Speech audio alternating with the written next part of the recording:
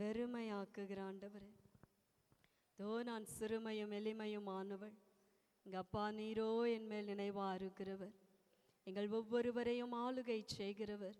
உம்முடைய சமூகத்தில் தரை மட்டுமாய் சாஷ்டாங்கமும் வெறுமையும் ஆக்கி குயவனாகிய தேவனுடைய கரத்தில் களிமண்ணாகி என்னை ஒப்பு கொடுக்கிறேன்.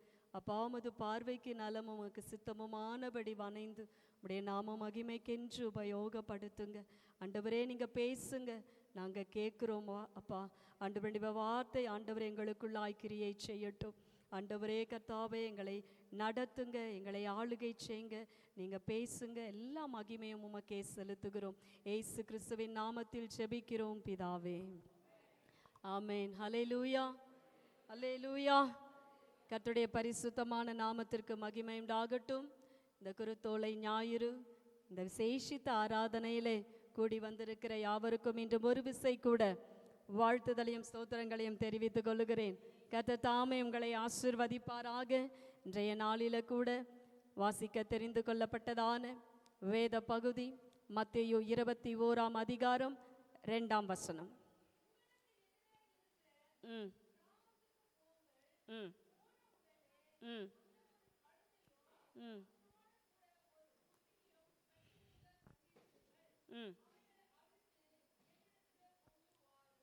ஆமென், ஹல்லேலூயா. 7ஆம் வசனம்.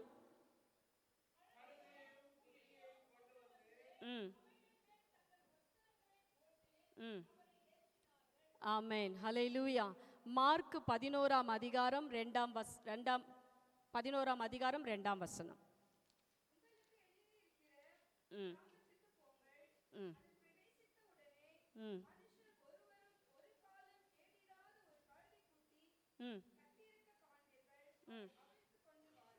ஏழாம் வசனம்.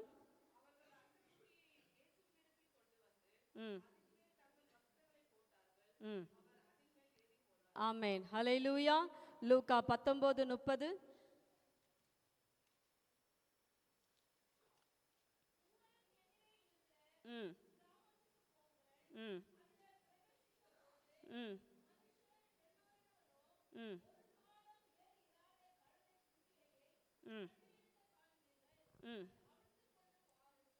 ஹல்லேலூயா. 35.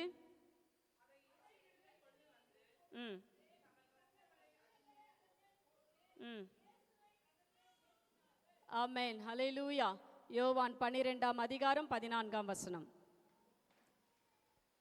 அல்லாமலும் சீயோன் குமாரத்தியே, பயப்படாதே, உன் ராஜா கழுதை குட்டியின் மேல் ஏறி வருகிறார் என்று எழுதியிருக்கிற பிரகாரமாக இயேசு ஒரு கழுதை குட்டியை கண்டு அதின் மேல் ஏறி போனார். ஹல்லேலூயா.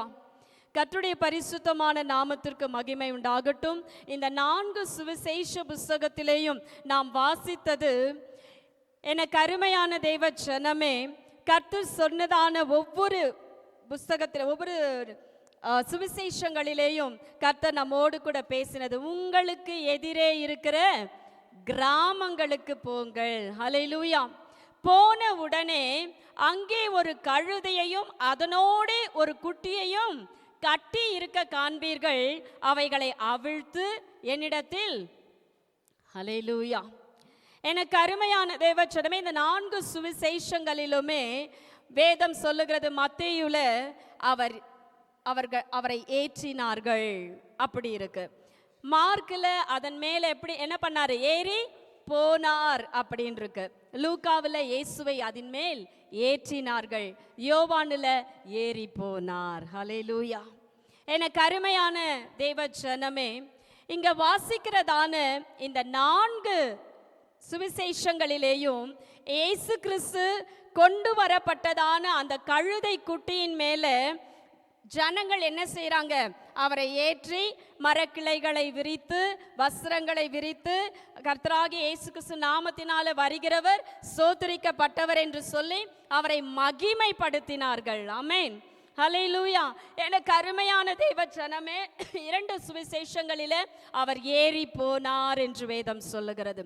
இன்றைக்கு இந்த வார்த்தையை கேட்டுக்கொண்டிருக்கிற எனக்கு அருமையான தெய்வ ஜனமே, இந்த வசனங்களை வாசிக்கும் பொழுது இதற்கு முன்பாக இருக்கிறதான முதல் முதல் வசனங்களை நாம் வாசிப்போம்.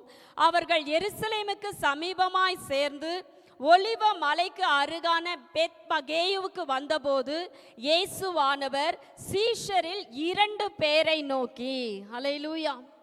அப்ப 2 பேரை நோக்கி தான் கர்த்தர் சொல்றாரு, உங்களுக்கு எதிரே இருக்கிற கிராமத்துக்கு போங்க. அப்போ கர்த்தருடைய நாமத்தினாலே இன்றைக்கு தேவனுடைய சமூகத்துல எனக்கு அருமையான தேவச்சனமே நாம் கூடி வந்திருக்கிறோம். இங்க வேதம் சொல்லுது, நீங்க உங்களுக்கு எதிரே இருக்கிற கிராமத்துக்கு போங்க. அங்க போன உடனே ஒரு கழுதையும் அதனோட கூட அதனுடைய குட்டியையும் என்ன பண்ணுவீங்க? கட்டி இருக்க காண்பீர்கள். அவைகளை அவிழ்த்தி என்ன செய்யுங்க? என்னிடத்துல கொண்டு வாருங்கள். கர்த்தருடைய நாமத்துக்கு மகிமை உண்டாகட்டும். இன்றைக்கு தெய்வ சமூகத்துல கூடி வந்திருக்கிற எனக்கு அருமையான சகோதரனே, எனக்கு அருமையான சகோதரியே, எனக்கு அருமையான வாலிபர்களே, கன்னிகைகளே, இன்றைக்கு கர்த்தருடைய வார்த்தை நமக்கு நேராய் வருகிறது என்னவென்றால், இந்த உலக வாழ்க்கையில இந்த பாவத்தின் அடிமைதனத்துல கட்டப்பட்டவர்களாய் வாழ்ந்திருந்ததான நமக்கு கர்த்தர் அவருடைய மகிமையான ரட்சிப்பை அளித்தார். இன்றைக்கு அந்த ரட்சிப்பை பெற்றவர்களாய் நாம் பாவத்திலிருந்து விடுதலை பெற்று மனம் திரும்பி ரட்சிக்கப்பட்டு தேவனை தொழுது கொள்ளும்படிக்கு தேவனுடைய சமூகத்தில் நாம் என்ன பண்ணிருக்கிறோம்? வந்திருக்கிற நாம் அனைவரும் யாரு? நாம் அனைவரும் யார்? பிள்ளைகள். அது நாம் என்ன வாசிச்சோம்? முதல் வசனத்துல சீஷர்களில் 2 பேரை அழைத்து. கர்த்தருடைய நாமத்துக்கு மகிமை உண்டாகட்டும். அப்ப நம்ம எல்லாரும் யாருங்க? கர்த்தருக்கு சீஷர்கள். இந்த வசனத்தின்படி நாம அறியணும். வேதம் சொல்லுது, மத்தேயு 28ஆம் அதிகாரம் கடைசி 2 வசனம், ஆகையால் நீங்கள் புறப்பட்டு போய் சகல ஜாதிகளையும் சீஷராக்கி பிதா குமாரன் பரிசுத்த ஆவியின் நாமத்திலே அவர்களுக்கு ஞானஸ்நானம் கொடுத்து நான் உங்களுக்கு கட்டளையிட்ட யாவையும் அவர்கள் கை கொள்ளும்படி அவர்களுக்கு உபதேசம் பண்ணுங்கள். இதோ உலகத்தின் முடிவு பரியந்தமும் சகல நாட்களிலும் நான் உங்களுடனே கூட இருக்கிறேன் என்றார். அப்ப இந்த வார்த்தையின்படி ஆண்டவர் என்ன சொல்றாரு? நீங்க சீஷர்களா இருக்கீங்க. நீங்க போய் என்ன செய்யுங்க? அநேகரை சீஷர்கள் ஆக்குங்கள். நீங்க புறப்பட்டு போங்க. இன்னைக்கு கட்டப்பட்டிருக்கிற அநேக ஜனங்கள் உண்டு, விடுதலை இல்லாத அநேக ஜனங்கள் உண்டு. எதற்காக இயேசு கிறிஸ்து இந்த உலகத்திற்கு கடந்து வந்தார்? எதற்காக அவருக்கு ஓசன்னா கர்த்தருடைய நாமத்தினாலே வருகிறவர் சோதரிக்கப்படத்தக்கவர் என்று சொல்லி மகிமையை செலுத்தினார்கள். எனக்கு அருமையான தேவ ஜனமே, அவர் வந்ததற்கான காரணம் என்ன? அவருடைய நோக்கம் என்ன? பிரஜாதியாராயிருக்கிற நமக்கு மகிமையான ரட்சிப்பு வர வேண்டும் என்று சொல்லி. ஹல்லேலூயா. எனக்கு அருமையான தேவ ஜனமே, எருசலேமின் ஜனங்களை மீட்டு கொள்ளும்படிக்கு அவர் கடந்து வந்தார். இன்றைக்கு அவர் சொல்றாரு, நீங்க எதிர்க்க இருக்கிறதான கிராமத்துக்கு போங்க. அங்க கட்டி இருக்கிற கழுதையை அவிழ்த்தி என்னிடத்துல கொண்டு வாருங்கள். இன்னைக்கு சீஷர்களாய் நாம் அமர்ந்திருக்கிறோம். ரட்சிக்கப்பட்டு வெகு நாட்கள் ஆயிற்று, வெகு மாதங்கள் ஆயிற்று, வருடங்கள் ஆயிற்று. இன்றைக்கு நம்முடைய ஆவிக்குரிய வாழ்க்கையில் நாம் எப்படி வளர்ந்து நிற்கிறோம்? இன்னைக்கு நாம் சீஷர்களுக்கு ஏற்ற அனுபவம் இன்றைக்கு நம்முடைய வாழ்வில் உண்டா? நாம் சீஷர்களுக்கு ஏற்றதான பாதையில சென்று கொண்டிருக்கிறோமா? இன்றைக்கும் இப்பொழுதும் கூட நாம் செய்கிறது நம்முடைய சொந்தமான காரியங்களுக்கு தான் அதிகபட்சமான முக்கியத்துவத்தை நாம் கொடுத்து வாழ்ந்து கொண்டிருக்கிறோம். எதற்காக கர்த்தர் நம்மை அழைத்தார்? எதற்காக முன்குறித்தார்?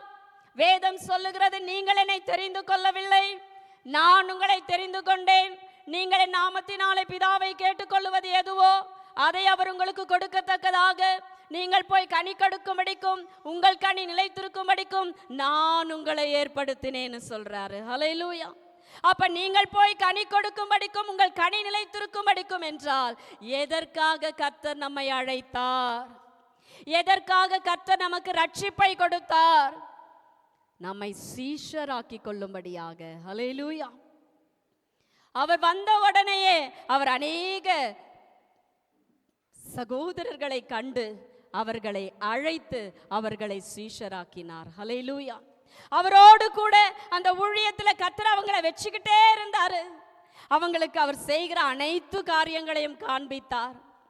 எனக்கு அருமையான தேவ ஜனமே, கடைசி நாட்கள் வரப்போகிறது, நான் எடுத்துக்கொள்ளப்பட போகிற நாட்கள் வரப்போகிறது என்று அறிந்த மாத்திரத்தில் எனக்கு அருமையான தேவ ஜனமே, சீஷர்களுக்கு அவர் கட்டளை இடுகிறார், நீங்க போங்க, நீங்கள் புறப்பட்டு போய் சகல ஜாதிகளையும், அதாவது சகல தேசத்தாரையும் எனக்கு அருமையான தேவ ஜனமே சீஷராக்குங்கள். ஹல்லேலூயா. அப்ப இன்றைக்கு நாம் பெற்றிருக்கிற இந்த ரட்சிப்பின் காரியங்களை நாம் அப்படியே வைத்துக்கொண்டு இன்னமும் நாம் செய்கிற காரியம் என்னன்னா, ஆண்டவரே என்னை ரட்சியும், ஆண்டவரே என்னை காப்பாற்றும், ஆண்டவரே எனக்கு உதவி செய்யும், ஆண்டவரே எனக்கு சுகம் தாரும், ஆண்டவரே என் பிரச்சனைகளில் இருந்து விடுதலையை தாரும், ஆண்டவரே என் பிள்ளைகளை ஆசீர்வதியும், அவர்களுடைய எதிர்காலங்களை ஆசீர்வதியும், என் குடும்பத்தை ஆசீர்வதியும். இதுதான் நம்முடைய ஜெபமாயிருக்கிறது. சீஷர்கள் என்கிறதான அந்த அனுபவமற்ற ஒரு வாழ்க்கையில நாம் வாழ்ந்து கொண்டிருக்கிறோம். ஏதோ ரட்சிக்கப்பட்டோம், ஓய்வு நாள் வருகிறது, கர்த்தருடைய சமூகத்துக்கு போனோம், அவரை தொழுது கொள்ளுகிறோம், அவரை ஆராதிக்கிறோம், என் வேலை முடிஞ்சிருச்சு. இதற்காகவா கர்த்தர் நம்மை அழைத்தார்? ஹல்லேலூயா. நம்மளை அவர் அழைத்ததற்கான நோக்கத்தை இன்னமும் அறியாமல் நாம் வாழ்ந்து கொண்டிருக்கிறோம். கிறிஸ்மஸ் கொண்டாடுறோம், நியூ இயர் கொண்டாடுறோம், ஈஸ்டர் கொண்டாடுறோம், குட் ஃப்ரைடே கொண்டாடுறோம், குருத்தோலை ஞாயிறு கொண்டாடுறோம். ஆனால் நாம அழைத்ததான அழைப்பிற்கான காரணத்தை அறியாமல் நாம் வாழ்ந்து கொண்டிருக்கிறோம். எனக்கு அருமையான தேவ ஜனமே,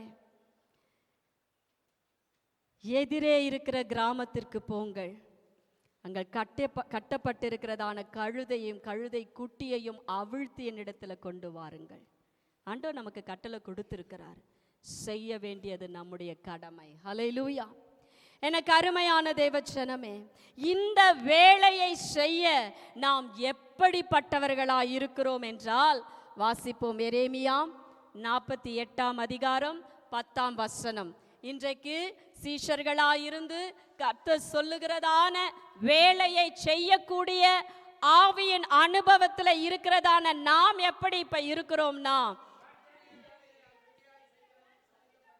ஹல்லேலூயா. போதுங்கம்மா. என்ன சொல்றாங்க? கர்த்தருடைய வேலையை அசதியாய் செய்கிறவன் சபிக்கப்பட்டவன். நாங்க கர்த்தருடைய வேலையை செய்யறதே இல்லையே, அப்புறம் அதுல எங்க இருந்து அசதி வருது அப்படின்ற ஒரு கேள்வி. ஹல்லேலூயா. கர்த்தருடைய வேலையை செய்யதான் கர்த்தர் நம்மை அழைத்தார். நாம ரட்சிக்கப்பட்ட உடனேயே கர்த்தர் நம்மை உட்கார வைத்து நமக்கு குழந்தைக்கேற்றதான அனுபவங்களுக்கு கூடாக எல்லா காரியங்களையும் நமக்கு சொல்லி கொடுத்து நம்மளை அப்படியே அப்படியே அப்படியே கொஞ்சம் கொஞ்சமா கர்த்தர் நம்மளை வளர்த்துறாரு. பிறந்த அனுபவத்திலேயே குழந்தை இருப்பது கிடையாது.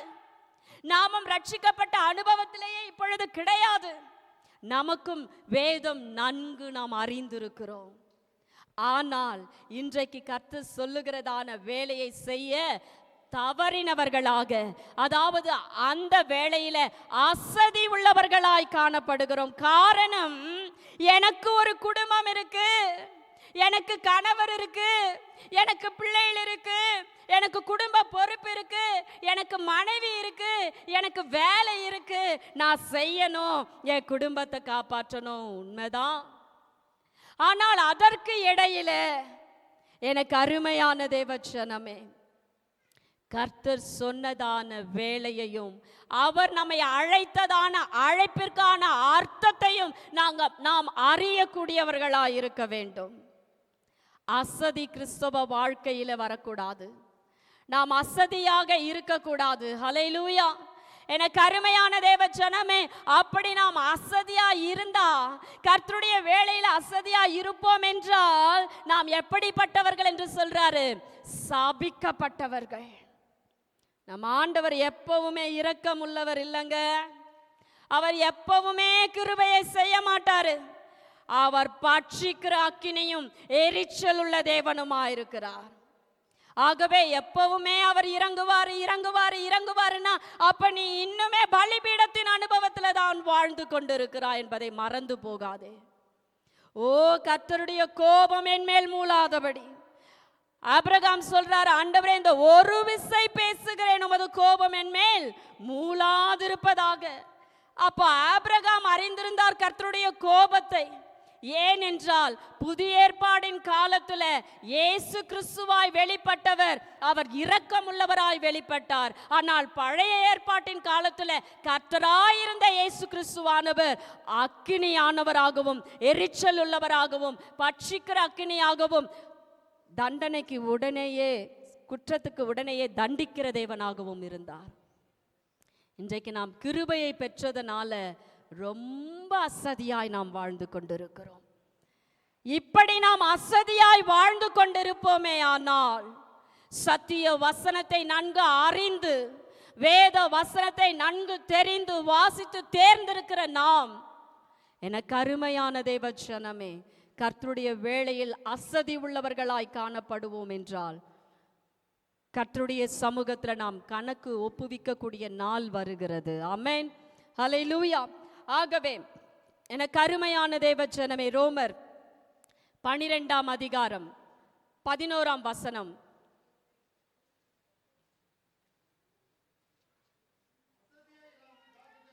அவ்வளவுதான். ஹல்லேலூயா, ஆமென், அல்லேலூயா. அப்ப சீஷர்களா இருக்கிற நாம செய்ய வேண்டியது என்ன? அசதியா இராமல் எப்படி இருக்கணுமா? ஜாக்கிரதையா இருக்கணும். எதற்காக தேவன் என்னை அழைத்தார் என்பதில் ஒரு ஜாக்கிரதை, எதற்காக கர்த்தர் என்னை சீஷர் ஆக்கி இருக்கிறார் என்பதில் ஒரு தெளிவு, அதுல ஒரு ஜாக்கிரதை நமக்கு வர வேண்டும். ஆவியிலே அனல் உள்ளவர்களா இருக்கணும். எனக்கு அருமையான தேவ ஜனமே, மாமிசத்துக்கு ஏதுவான கிரியைகளை நடப்பிக்கிறவர்களாய் நாம் இராதபடிக்கு ஆவியின் சிந்தை உள்ளவர்களாய் ஆவியிலே அனல் உள்ளவர்களாய் நாம் இருக்கும் பொழுது நமக்குள்ளிருந்த ஆவியின் சிந்தை மட்டும்தான் வெளிப்படும். மாமிச சிந்தை நமக்குள் ஒருவேளை வெளிப்படுமே ஆனால் மாமிசத்தின் காரியங்கள் என்னவென்று உங்களுக்கு அழகா தெரியும். கலாத்தியர் 6ஆம் அதிகாரத்துல 5ஆம் அதிகாரத்தின் பின்பகுதியிலே சொல்லப்பட்டிருக்கிறது. அதனுடைய சகல 17 விதமான காரியங்கள் தான் மாமிசத்திற்குரிய கிரியைகள்.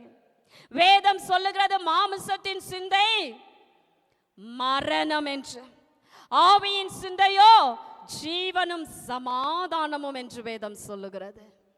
இன்றைக்கு தெய்வ சமூகத்துல கர்த்தருடைய இரத்தத்தினால கழுவப்பட்டு வந்திருக்கிற, தேவனுடைய விலையேற பெற்ற ரட்சிப்பை பெற்று வந்திருக்கிற நீங்களும் நானும் எப்படிப்பட்டவர்களாயிருக்கிறோம்?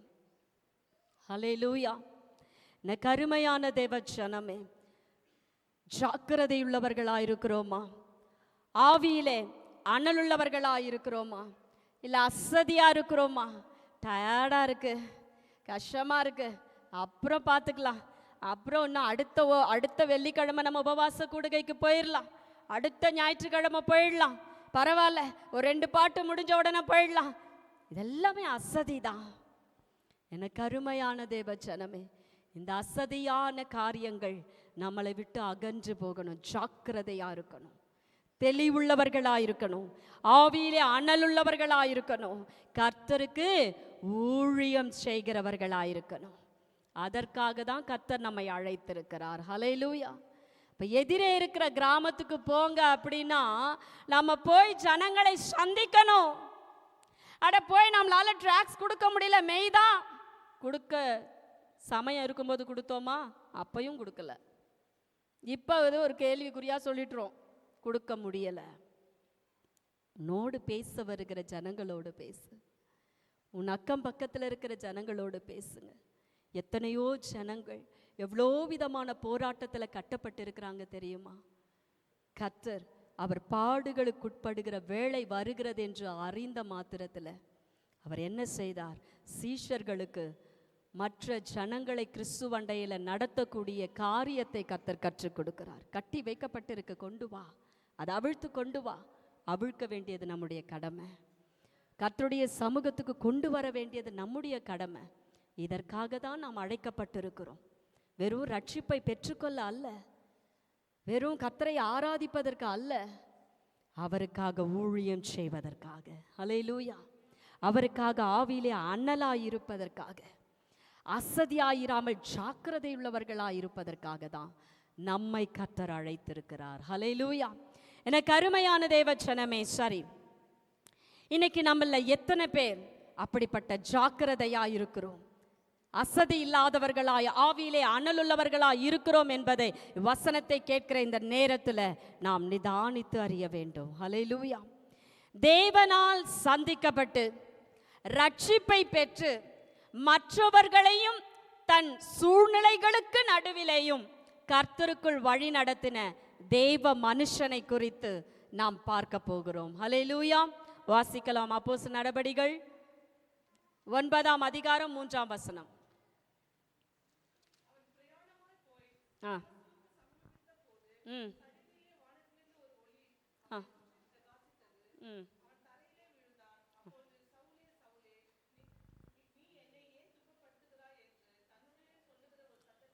ஆமென். ஹல்லேலூயா. எனக்கு அருமையான தேவச்சனம், இந்த அப்போஸ்தலனாகிய பவுலை குறித்து நாம் அநேக முறை பிரசங்கங்களை கேட்டிருக்கிறோம், நாம் வாசித்திருக்கிறோம். அவரை பற்றி நமக்கு நன்கு அறிந்ததான ஒரு பாத்திரம்தான். ஆனால் அவரை கர்த்தர் அழைத்ததான அழைப்பின் நாட்களிலே அவர் செய்ததான காரியத்தை நாம் சற்று கூர்ந்து கவனிக்க போகிறோம். எனக்கு அருமையான தேவச்சனமே, அவன் பிரயாணமாய் போய் தமஸ்குவுக்கு சமீபித்த போது சடுதியிலே வானத்திலிருந்து ஒரு ஒளி அவனை சுற்றி என்ன செஞ்சுதான்? பிரகாசித்தது. அவன் தரையிலே விழுந்தான். அப்பொழுது சவுலே சவுலே, நீ என்னை ஏன் துன்பப்படுத்துகிறாய் என்று தன்னுடனே சொல்லுகிற ஒரு சத்தத்தை கேட்கிறான். எனக்கு அருமையான தேவச்சனமே, இந்த சவுல் எப்படிப்பட்டவனாய் இருந்தான் என்று முதல் 2 வசனங்களிலே சொல்லப்பட்டிருக்கிறது. சவுல் என்பவன் இன்னும் கர்த்தருடைய சீஷரை பயமுறுத்தி கொலை செய்யும்படி சீறி பிரதான ஆசாரியரிடத்திற்கு போய் இந்த மார்க்கத்தாராகிய புருஷரையாகிலும் ஸ்திரீகளையாகிலும் நான் கண்டுபிடித்தால் அவர்களை கட்டி எருசலேமுக்கு கொண்டு வரும்படி தமஸ்குவில் உள்ள ஜெப ஆலயங்களுக்கு நிருபங்களை கேட்டு வாங்கினான். ஹல்லேலூயா. அப்ப தேவ ஜனங்களை துன்புறுத்தும்படிக்காக, அவன் எப்படியா பயமுறுத்தும்படிக்காகவும், எனக்கு அருமையான தேவச்சனமே, யாரை?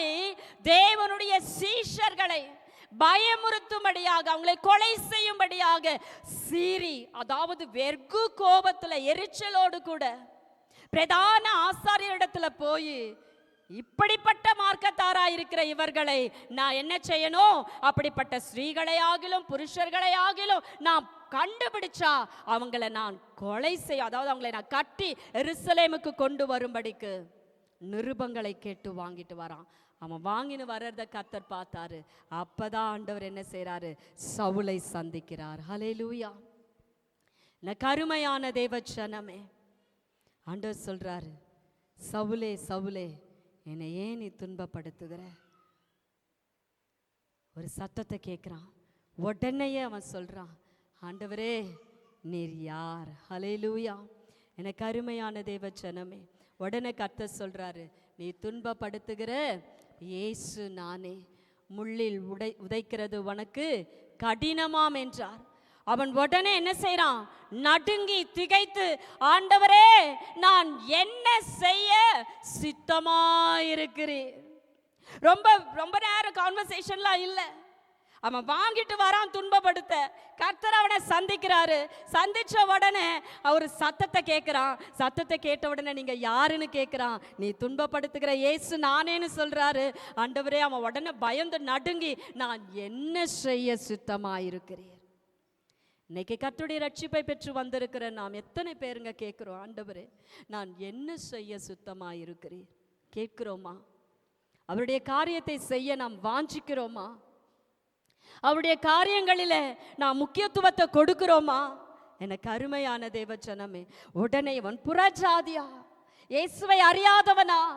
எனக்கு அருமையானவர்களே, அவன் சொல்றான், அவன் நடுங்கி திகைத்து, ஆண்டவரே நான் என்ன செய்ய சித்தமாயிருக்கிறீர். அப்ப ஆண்டவர் சொல்றாரு, நீ எழுந்து போ, பட்டணத்துக்குள்ள போ, நீ செய்ய வேண்டியதை அங்கே உனக்கு சொல்லப்படும் என்றார். ஹல்லேலூயா. எனக்கு அருமையான தேவச்சனமே, அனனியா முகாந்திரமாய் கர்த்தர் அவனோடு 14-15 வசனங்கள் எல்லாம் பேசுறாரு. அவன் சொல்றான், அவன் பயந்து, அனனியா பயப்படுறான், ஆண்டவரே இவன் தேவ ஜனங்களை துன்பப்படுத்தும்படியாக கட்டளையை பெற்று வந்தவனாச்சே, நான் போய் அவன்கிட்ட என்னத்தை சொல்ல முடியும்? பயப்படுறாங்க. கர்த்தர் சொல்றாரு, போ, நீ போ, அவனோடு கூட சொல்ல. ஏனென்றால் அவனை நான் எப்படி தெரிஞ்சு கொண்டிருக்கிறேன், பிரஜாதிகளுக்கும் ராஜாக்களுக்கும் இஸ்ரவேல் புத்திரருக்கும் என்னுடைய நாமத்தை அறிவிக்கிறதற்காக நான் தெரிந்து கொண்ட பாத்திரமா இருக்கிறான். ஹல்லேலூயா. இன்றைக்கு சபையிலே வந்திருக்கிற எனக்கு அருமையான தேவ ஜனமே, நாம் ஒவ்வொருவரை குறித்தும் கர்த்தர் தெரிந்து கொண்டதான ஒரு நோக்கம் உண்டு. ஆனால் நாம் அந்த நோக்கத்தை அறியாதவர்களாய், உணராதவர்களாய் இன்றைக்கு நாம் வாழ்ந்து கொண்டிருக்கிறோம். கர்த்தருடைய நாமத்தை சுவிசேஷமாய் அறிவிக்கும்படி தெரிந்து கொள்ளப்பட்டதான சவுல், அடுத்து அவர் செய்கிற காரியம் என்ன தெரியுமா? அவருக்கு பார்வையெல்லாம் தெரிஞ்சிடுது. ஆண்டவர் பார்வையை கொடுத்துடுறாரு, அவருக்கு தெளிவை கொடுத்துடுறாரு. கொடுத்த உடனே 18, 19, 20 அவன் அழகா உடனே அவன் கண்களிலிருந்து மீன் செதில்கள் போன்றவைகள் விழுந்தது. அவன் எப்படி அடைஞ்சானா? பார்வை அடைந்தான். நான் என்ன செய்ய சுத்தமா இருக்கிறேன்? முதல்ல கர்த்தர் அவனுக்கு பார்வையை கொடுத்துட்டாரு. அடுத்து அவன் என்ன செய்யறான்? எழுந்திருந்து ஞான ஸ்நானம் பெற்றான். நம்மளும் உலக பாவம், உலக வாழ்க்கையிலிருந்து ஒரு தெளிவு நமக்கு வந்து கண்கள் திறக்கப்பட்ட பாத்திரம் ஆயிட்டோமா இல்லையா? உலகத்துக்கும் நமக்கும் உள்ள வித்தியாசம் இன்றைக்கு நமக்கு நன்கு தெரியும். தெரிஞ்சு கொண்டோம், தெளிவு, கண்கள் விழிப்பாய்விட்டது, ஞான ஸ்நானமும் பெற்றுட்டோம். எனக்கு அருமையான தேவஜனமே, பின்பு அவன் என்ன செய்யறானா? போஜனம் பண்ணி பலப்பட்டான். ஞான ஸ்நானம் பெற்ற உடனே கர்த்தர் கொண்டு வந்து உங்க கரத்துல அழகான 2 ஏற்பாடுகளை கொடுத்து, சத்திய புஸ்தகத்தை கொடுத்து, அந்த வார்த்தையை நீங்கள் வாசித்து அதை உட்கொண்டு உங்களுடைய ஆத்துமா கர்த்தருக்குள்ள வல்லமையாய் பலப்படும்படிக்கு அந்த வார்த்தையாகப்பட்டதை தினந்தோறும் நீங்கள் வாசிக்கும் பொழுதும், நீங்கள் கேட்கும் பொழுதும், அதை செய்யும் பொழுதும் இந்த உலக வாழ்க்கையில நீங்க எப்படி வெளிப்படுவீங்கன்னா பாக்கியவான்களாய் வெளிப்பட்டு இருப்பீர்கள். ஹல்லேலூயா. இன்றைக்கு அப்படிப்பட்ட ஒரு அனுபவத்தில் நாம் நின்று கொண்டிருக்கிறோமா? எனக்கு அருமையான தேவ ஜனமே, மூன்றாவதாக அவர் செய்தது போஜனம் பண்ணி பலப்பட்டான். இன்னைக்கு வசனம் என்கிற வார்த்தைய, அந்த போஜனத்தை நம்ம ஆத்துமாவுக்கு கொடுத்துக்கிட்டே தான் இருக்கிறோம். ஆனா ஆவியில நாம் பலப்பட்டு இருக்கிறோமா? அதுதான் இன்றைக்கு ஆவிக்குரியவர்களா இருக்கிற நம் நடுவில் ஒரு கேள்வி. எனக்கு அருமையான தேவஜனமே, அடுத்தது அவர் செஞ்சது, சவுல் தமஸ்குவில் உள்ள சீஷருடனே சில நாள் இருந்து, அப்ப அவர்களோடு கூட அவர் வாழ்ந்து அவர்கள் செய்கிற ஊழியங்களை பார்த்து அவர்கள் இயேசு கிறிஸ்துவை பற்றி எப்படி அறிவிக்கிறார். ஏனென்றால் அந்த சீஷர்கள் எல்லாம் இயேசு கிறிஸ்துவோடு கூட வாழ்ந்தவர்கள். அவர்கள் எப்படி கிறிஸ்துவோடு வாழ்ந்தாங்க, அவருடைய காரியம் என்ன என்று சில நாள் அவர்களோடு தங்கி, ஹல்லேலூயா, கற்றுக்கொண்டிருப்பார்னு நினைக்கிறேன். ஹல்லேலூயா. அவர் கற்றுக்கொண்ட உடனேயே அவர் அமைதலாய் இல்லை, நம்மை போல அமைதலாய் அவரு இல்லவே இல்லை. தாமதமின்றி, அப்படித்தானே வசனம் சொல்லுது. அடுத்த வசனம், தாமதமின்றி, ஹல்லேலூயா. அப்ப தாமதமே இல்லாம அவர் என்ன செஞ்சார்? பார்வை அடைஞ்ச உடனே ஞான ஸ்நானத்தை பெற்றாரு. ஞான ஸ்நானத்தை பெற்ற உடனே போஜனம் பண்ணி பலப்பட்டாரு. போஜனம் பண்ணி பலப்பட்ட உடனே தேவ ஊழியர்களோடு கூட இணைந்து தேவனுடைய காரியங்களை கற்றுக்கொண்டாரு. அதை கற்றுக்கொண்ட உடனே தாமதமே இல்லாம நாளைக்கு பண்ணலாம், நாளன்னைக்கு பண்ணலாம்னு இல்லாம, தாமதம் இல்லாம கிறிஸ்துவே தேவன் என்று அவர் பிரசங்கிக்க தொடங்கினார். இன்னைக்கு நாம என்ன செய்கிறோம்? நான் 15 வருஷம் ஆச்சு. நான் சபை தொடங்கும் போது நான் தாங்க இந்த சபையில முதலாள். எனக்கு அருமையான தேவஜனமே, ரொம்ப சந்தோஷமான ஒரு காரியம். சபை துவங்கின நாள் முதலாய் கிறிஸ்துவின் சபையிலே கிறிஸ்துவோடும் சபையோடும் இணைந்து நின்று கர்த்தரை மகிமைப்படுத்துகிற தேவ ஜனத்திற்காக நன்றி. ஆனால் எதற்காக கர்த்தர் உங்களையும் என்னையும் அழைத்தாரோ, இத்தனை வருட காலங்களாய் பார்வை அடைந்தவர்களாய், ஞான ஸ்நானத்தை பெற்றவர்களாய், ஆவியின் வார்த்தையாயிருக்கிற சத்திய வசனமாகிய போஜனத்தை ருசி பார்த்து பலப்பட்டிருக்கிறதான நாம கிறிஸ்துவோடு சபையில தேவ ஊழியர்களோடு கூட இணைந்து நிற்கிற நாம, எனக்கு அருமையான தேவ ஜனமே, இன்னும் தாமதத்தோடு இருக்கிற காரணம் என்ன? ஏன் கிறிஸ்துவை இன்னும் அறிவிக்காதபடி நிர்விசாரத்தோடு அசதியாய் அவருடைய காரியத்தில் நாம் காணப்பட்டு கொண்டிருக்கிறோம்? எனக்கு அருமையான தேவ ஜனமே, பவுலினுடைய அனுபவம் ரொம்ப வித்தியாசமானது. டக்கு டக்கு டக்கு டக்குன்னு கர்த்தருக்காக அவர் அழகா போயிட்டே இருந்தார். அவர் அநேக இடங்களுக்கு சென்று கர்த்தருடைய சுவிசேஷத்தை, ஏன்னா தேவன் அவரை எதற்காக தெரிந்து கொண்டார்னா, நற்செய்தியை ராஜாக்களுக்கும் புறஜாதிகளுக்கும், எனக்கு அருமையான தேவ ஜனமே, இஸ்ரவேல் புத்திரருக்கும் கர்த்தருடைய நாமத்தை அறிவிக்கிறதற்காக தெரிந்து கொள்ளப்பட்டதான பாத்திரம். அதை அவர் கரெக்டா செஞ்சுட்டார். நான் என்ன செய்ய சித்தமா இருக்கீங்க? தேவனுடைய சித்தம் இதுதான். அதை அவர் நிறைவேற்றும்படிக்கு என்ன ஃபர்ஸ்ட், நான் என்ன எப்படி என்னை இதற்காக ஆயத்தப்படுத்தி கொள்ளணுமோ அதை உணர்ந்தாரு, ஆயத்தப்பட்டாரு, கடந்து போய் அநேக இடங்களில் கர்த்தருடைய ஊழியங்களை செய்தார். அநேக ஜனங்களை கிறிஸ்துவுக்காக ஆதாயப்படுத்தி படுத்தி படுத்தி சபைகளில சேர்த்துட்டு போயிட்டே இருந்தார் அவர் அப்போஸ்தலன். அல்லேலூயா. இன்றைக்கு எனக்கு அருமையான தேவ ஜனமே, நாம ரட்சிக்கப்பட்டு சபைக்கு ஆத்துமாக்களை கொண்டு வரல, ஜனங்களுக்காக ஆத்தும பாரமும் தாகமும் நமக்குள்ள இல்ல, அந்த தரிசனமுள்ள வாழ்க்கை இல்ல, ரட்சிக்கப்பட்ட அனுபவத்திற்கான நோக்கம் நமக்குள்ள இல்ல. எனக்கு அருமையான தேவ ஜனமே, அப்படி இவர் அநேக இடங்களில் போய் சுவிசேஷத்தை சொல்லி அநேக ஜனங்களை கிறிஸ்தவ மார்க்கத்தார் ஆக்குகிறதுனால என்ன செஞ்சாங்க? இவரை சிறையில அடைச்சிட்டாங்க. அல்லேலூயா. சிறையில அடைபட்ட உடனே நமக்கும் ஏன் போய் நம்ம தேவ சித்தத்தை செய்யலன்னு கேட்டா, எங்க சிஸ்டர், எங்க குடும்பத்துல காலையில தொடங்கினா இரவு வரைக்கும் எனக்கு என்ன இல்ல, ரெஸ்டே இல்ல, ஓயாத வேலை. உண்மைதான். எனக்கு அருமையான தேவ ஜனமே, பழைய ஏற்பாடின் காலங்களில தேவனுடைய ஆலயத்திற்கு ஆண்டவர் சொல்றாரு, தேவனுடைய பலிபீடம் காரியங்களுக்கான காரியத்துல காணிக்கைகளை கர்த்தர் கொண்டு வர சொல்றார். ஆசரிப்பு கூடாரம் கட்டும் போதுன்னு நினைக்கிறேன். ஸோ அதுக்காக காணிக்கைகளை கொண்டு வர சொல்லும் போது ஸ்திரீகள் என்ன செஞ்சாங்கன்னா, தன் கைகளினாலே நூற்று ஆண்டவருடைய சமூகத்துக்கு காணிக்கைகளை கொண்டு வந்தாங்க. ஸ்திரீகளும் சும்மாவே இல்லை. ஸோ சகோதரர்கள் மட்டும்தான் செய்யணுமா? இல்லை, ரட்சிக்கப்பட்ட நாம் அனைவருமே தேவனுக்கு சீஷர்கள் தான். நாம எல்லாருமே அவருடைய வேலையை செய்யணும் தான். ஹல்லேலூயா. அப்ப இந்த பவுல் சிறையில் அடைக்கப்பட்டார். நடு ராத்திரியிலே, 16ஆம் அதிகாரம் 25ஆம் வசனம், நடு ராத்திரியிலே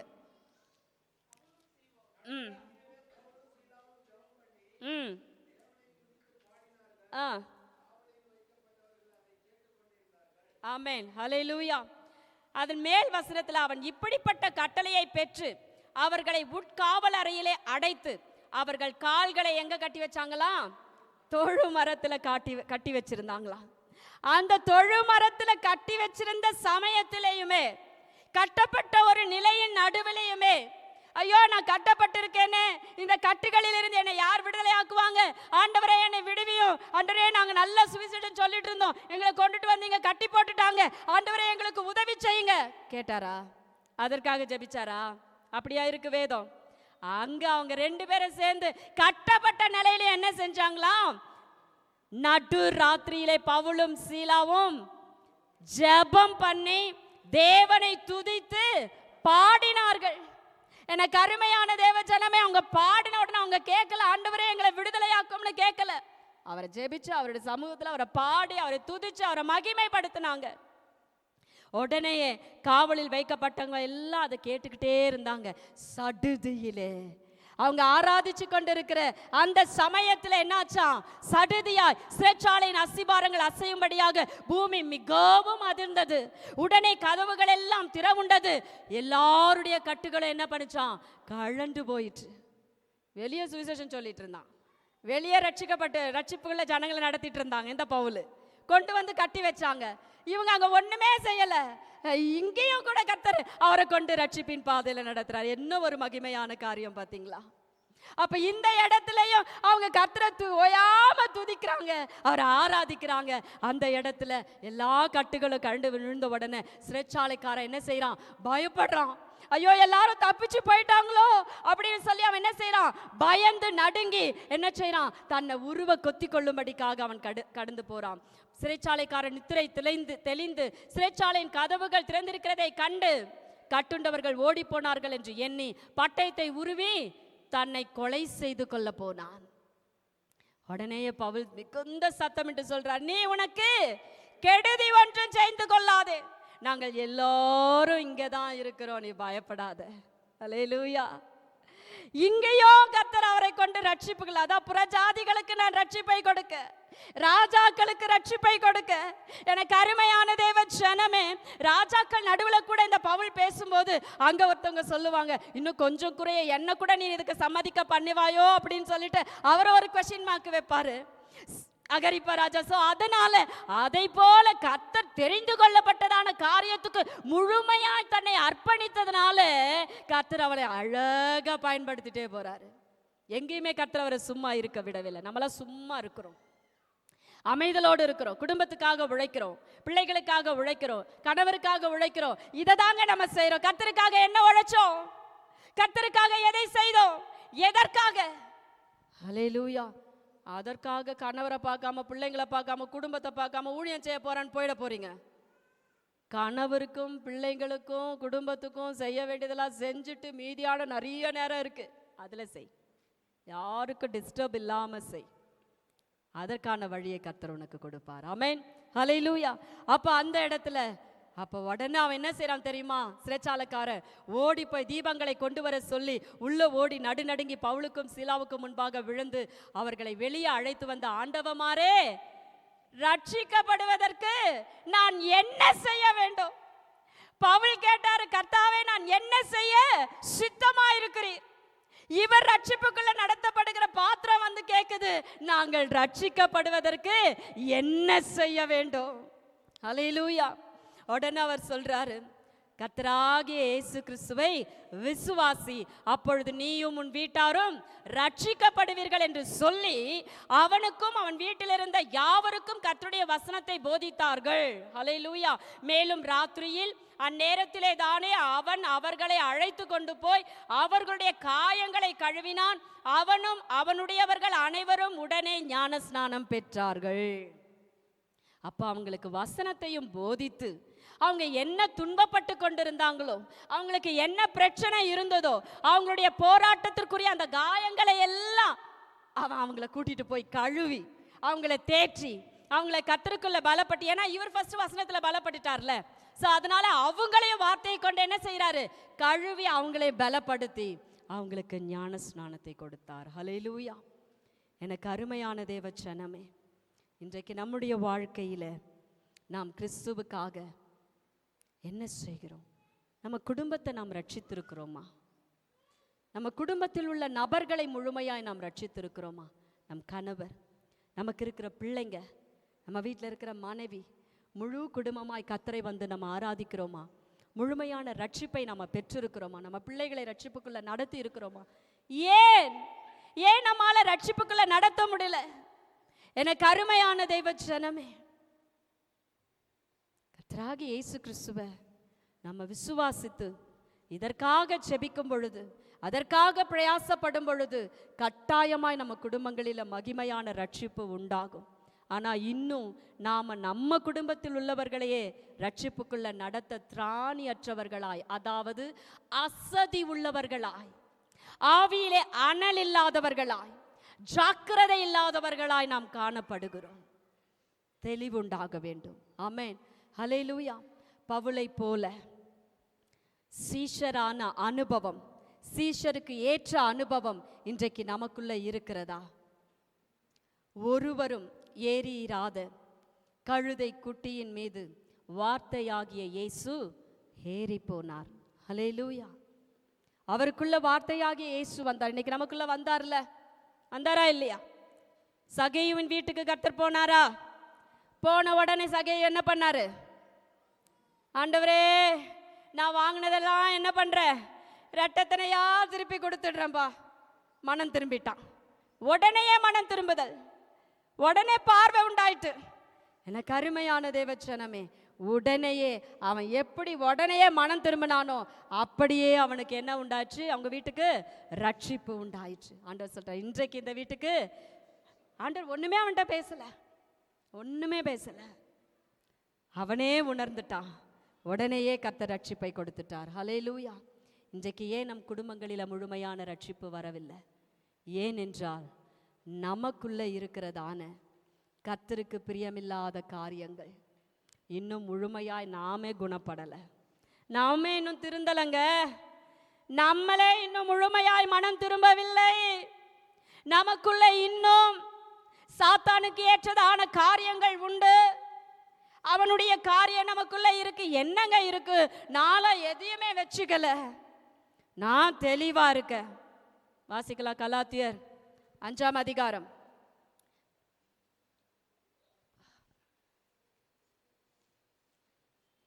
மாம்சத்துக்கு ஏற்ற கிரியைகள் வாசிங்க. 19ஆம் வசனம்.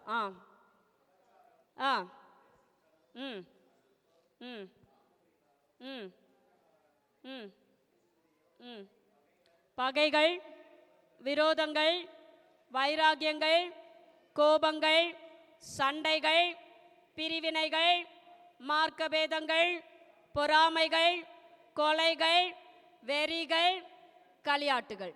நம்மள எத்தனை இருக்கு? நம்ம தான் யோசிக்கணும். ஸோ நம்ம மனம் திரும்பினால் நமக்குள்ள இருக்கிற சாத்தானுடைய காரியங்கள் எல்லாம் வெளியேற்றப்பட்டா, நாம ஆவியின் சிந்தை உள்ளவர்களாய் மாறி ஜாக்கிரதையோடு கூட இருப்போம் என்றால் கட்டாயமாக சகேயு மனம் திரும்பினதை போல முழுமையான ஒரு மனமாற்றம் நமக்குள்ள வந்தால் நம்ம குடும்பத்தில் இன்னும் ரட்சிக்கப்படாமல் இருக்கிற நபர்கள் கட்டாயமாய் ரட்சிக்கப்படுவார்கள். ஹல்லேலூயா. சபைக்கு கடந்து வருவாங்க, தேவனுடைய ராஜ்யத்துக்கு புத்திரராக்கப்படுவாங்க. ஹல்லேலூயா. எனக்கு அருமையான தேவச்சனமே, ஏன் நமக்குள்ள இன்னும் இந்த சிறைச்சாலைக்காரனுக்கு இருந்ததான விசுவாசம் நமக்குள்ள இல்லை, சகேவுக்கு இருந்ததான மனமாற்றம் இல்லை? ஏன் நம்ம வாழ்க்கையில இன்னும் அப்படிப்பட்ட காரியங்கள் வராமல் இருக்கிறது? எனக்கு அருமையான தேவச்சனமே, ஏன் நமக்குள்ள வசனம் பிரயோஜனப்படலை? எபிரேயர் 4ஆம் அதிகாரம் 2ஆம் வசனம் சொல்லுகிறது, அவர்களுக்கு ஏனெனில் சுவிசேஷம் அவர்களுக்கு அறிவிக்கப்பட்டது போல நமக்கும் அறிவிக்கப்பட்டது. கேட்டவர்கள் விசுவாசம் இல்லாமல் கேட்டபடியினாலே அவர்கள் கேட்ட வசனம் அவர்களுக்கு பிரயோஜனப்படவில்லை. இயேசு கிறிஸ்து எப்படிப்பட்டவரோ அப்படி என்று சொல்லி பார்க்கும்படியாக காட்டத்தி மரத்தில் ஏறினதான சகேயு. இயேசு கிறிஸ்து யார்? அவர்தான் வார்த்தையானவர். ஆதியிலே வார்த்தை இருந்தது, அந்த வார்த்தை தேவனிடத்தில் இருந்தது, அது தேவனாய் இருந்தது. அதுதான் ஆண்டவராகிய இயேசு கிறிஸ்து. வார்த்தை தான் இயேசு கிறிஸ்து. அப்போ அவர் எப்படிப்பட்டவர், அந்த வார்த்தையாகிய இயேசு எப்படிப்பட்டவர் என்று பார்க்கும்படியாக வாஞ்சையோடு அவர் காணப்பட்டதை கர்த்தர் அறிந்தார். அவரை இறக்கினாரு, அவர் மனம் திரும்பினாரு, ரட்சிப்பு வந்தது. எனக்கு அருமையான தேவஜனமே, அந்த சகேயு இயேசுவை விசுவாசிச்சாங்க. அதனால அவருக்குள்ள இருந்ததான எல்லா மாமிசத்துக்கு ஏதுவான இதோ ஏமாற்றுத்தனத்துக்கு ஏதுவான காரியங்கள் எல்லாம் அவர் விட்டு விலகும்படிக்கு தன்னை அறிக்கையிட்டார். விசுவாசம் அவருக்குள்ள வந்தது, ரட்சிப்பை கர்த்தர் அவருக்கு கட்டளையிட்டார். ஆனால் இன்றைக்கு நமக்குள்ள விசுவாசமும் இல்லை, மனம் திரும்புதலுக்கான காரியமும் இல்லை. ஏன்னா வசனத்தை கேட்கிற நாம அதை விசுவாசம் இல்லாமல் கேட்கறதுனால அந்த வார்த்தை நமக்குள்ள என்ன செய்யல, பிரயோஜனப்படவில்லை. கருமையான தேவச்சனமே, ஏன் பிரயோஜனப்படாமல் போனது? மத்தேயு 13ஆம் அதிகாரம் வாசிக்கலாம், 4ஆம் வசனம்.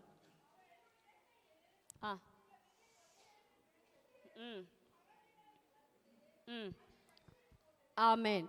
அவன் விதைக்கையில் சில விதை எங்க விழுந்துச்சா? வழி அருகே விழுந்தது.